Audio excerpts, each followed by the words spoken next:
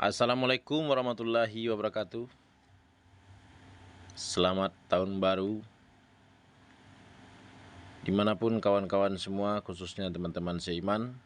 Alhamdulillah pada tahun 2023 ini saya masih diizinkan Allah untuk ada di meja yang ini, di meja yang saya namakan ini gudang ilmu. Kenapa saya kasih nama ini gudang ilmu? Karena di sini ada Al-Quran. Ada Al-Quran, ada kisah Nabi, ada belajar Iqra, ada asbabun nuzul, ada kunci ibadah, sholat. Maka saya menyebut meja saya ini adalah gudangnya ilmu. Alhamdulillah di tahun baru ini saya masih diberikan Allah kesehatan fisik maupun kesehatan mata. Dan saya juga tidak pernah berpikir apakah tahun baru 2023 ini saya masih hidup atau tidak. Tapi ternyata di pagi hari tadi saya masih bisa melihat, bisa bergerak, dan bisa beraktivitas seperti biasanya. Itu adalah merupakan suatu rahmat dari Allah. Dia masih memberikan umur yang panjang kepada saya, sehingga saya bisa melakukan pengamalan ilmu yang dititipkan kepada saya.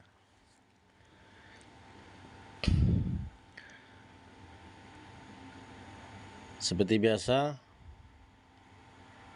di video kali ini saya akan membacakan lanjutan dari surat Maryam dari video sebelumnya, yaitu sampai ayat 31. Kita akan melanjutkan ke ayat 32, 33, 34 dan seterusnya. Terima kasih kawan-kawan atas waktunya. Semoga kawan-kawan semua juga berada dalam keadaan sehat. Walaupun mungkin ada sebagian daerah Indonesia itu yang terendam banjir, kena banjir, mungkin sulit mendapatkan sandang pangan gitu. Tapi segala sesuatu yang diberikan Tuhan kepada kita itu harus kita hadapi dengan penuh sabar.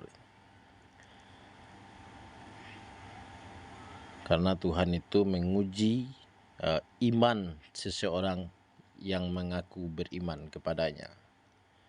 Nah, nanti di ayat yang lain nanti kita akan ketemu, nanti saya akan jelaskan di situ bahwa orang-orang yang beriman, kata Allah, itu akan diuji dengan kesusahan, kepayahan, penderitaan, bencana, musibah. Jadi itulah salah satu ujian yang akan diberikan Tuhan kepada orang-orang yang beriman. Nah, setelah orang itu lulus dari ujian-ujian tersebut, barulah Allah mengakui keimanan mereka. Tapi berhubung di sini kita sedang membahas surat Maryam, kita akan bercerita tentang Siti Maryam dan Nabi Isa alaihissalam. A'udzubillahi minasyaitonirrajim. Bismillahirrahmanirrahim.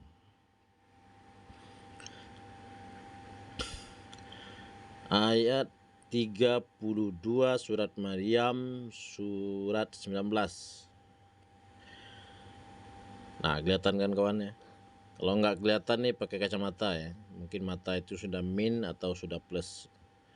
Dan berbakti kepada ibuku, dan dia tidak menjadikan aku seorang yang sombong lagi celaka. Ayat 33. Dan kesejahteraan semoga dilimpahkan kepadaku pada hari kelahiranku, pada hari wafatku, dan pada hari aku dibangkitkan hidup kembali. Ayat 34. Itulah Isa putra Maryam yang mengatakan perkataan yang benar, yang mereka meragukan kebenarannya. Ayat 35.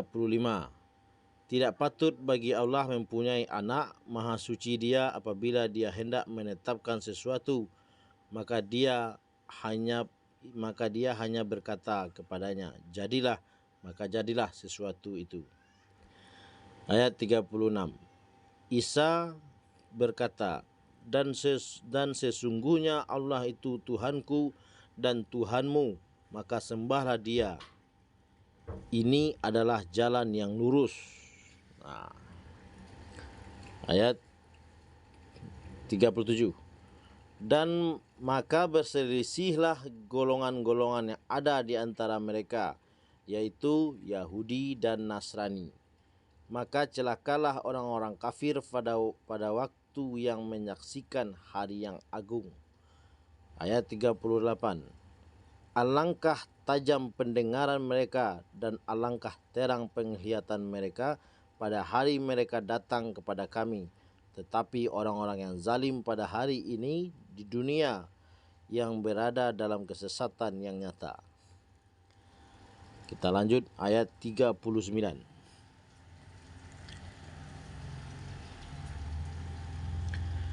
Dan berilah mereka peringatan tentang hari penyesalan, yaitu ketika segala perkara telah diputus, sedang mereka dalam kelalaian dan mereka tidak beriman. Ayat 40. Sesungguhnya kamilah yang mewarisi bumi dan semua yang ada di atasnya, dan hanya kepada kami mereka dikembalikan. Nah, jadi di dalam satu Al-Quran itu, bahkan di dalam satu surat saja, itu bisa menceritakan 4 atau 5 kisah para nabi. Di dalam surat Maryam ini Allah itu menceritakan si Nabi Isa, Nabi Imran, Nabi apa? Ya. Nah, Siti Maryam, Nabi Isa, Nabi Zakaria, Nabi Yahya, itu dalam satu surat. Nah, nanti kan diceritakan lagi tentang Nabi Ibrahim. Jadi di dalam satu surat itu, walaupun nama surat itu surat Maryam, tapi tidak tok isinya Maryam.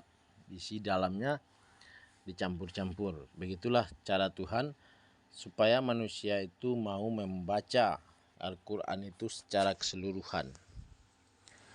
Karena ilmu-ilmu atau petunjuk-petunjuk Tuhan itu diletakkan di dalam Al-Quran, tapi tidak diletakkan di satu surat, tapi di banyak surat. Itulah sebabnya kita harus selalu membolak-balikkan Al-Quran itu, membacanya dari halaman depan, halaman belakang gitu, supaya kita menemukan jawaban dari problem yang kita hadapi di atas dunia ini. Salah satu problem yang dialami manusia atau kita saat ini adalah perbedaan agama antara agama Kristen dengan agama Islam. Orang Islam dilarang mengucapkan selamat Natal kepada orang Kristen. Katanya kalau mengucapkan Natal itu berubah kita menjadi orang kafir. Nah, itulah jawab. Itulah uraian sebagian ulama dan sebagian kiai. Dan ada yang mengatakan Tuhan itu Isa itu anaknya Tuhan. Tapi di ayat Al-Quran ini, di kitab kita sebagai kitab orang Islam, Tuhan itu mengatakan di sini, sesungguhnya Allah itu Tuhanku dan Tuhanmu, maka sembahlah Dia. Ini adalah jalan yang lurus. Nah, di sini Nabi Isa itu membantah bahwa Dia itu adalah anak Tuhan. Tapi Nabi Isa itu mengatakan Dia itu adalah Allah itu adalah Tuhanku dan Tuhanmu, maka sembahlah Dia. Nah, itu kata Nabi Isa kepada orang-orang yang hidup pada zaman itu. Yang bertengkar ini kaum Nasrani dan kaum Yahudi. Islam belum ada pada saat itu. Islam itu ada setelah Nabi Muhammad dilahirkan atau dinyatakan sebagai Rasul. Jadi di dalam beragama itu kita harus cerdas. Tidak hanya harus pintar, tapi juga harus cerdas.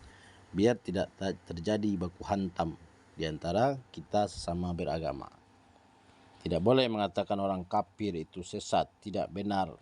Kita saja yang benar, orang lain ini salah semua. Belum tentu. Banyak orang Islam itu yang tidak pandai sholat, tidak pandai mengaji. Terus gimana itu Islamnya? Benar apa tidak itu?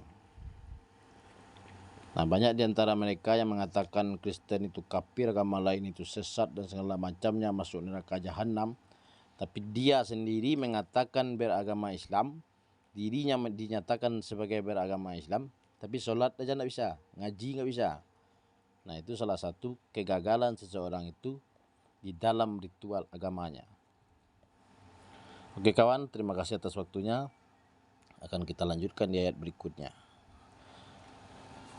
Assalamualaikum warahmatullahi wabarakatuh.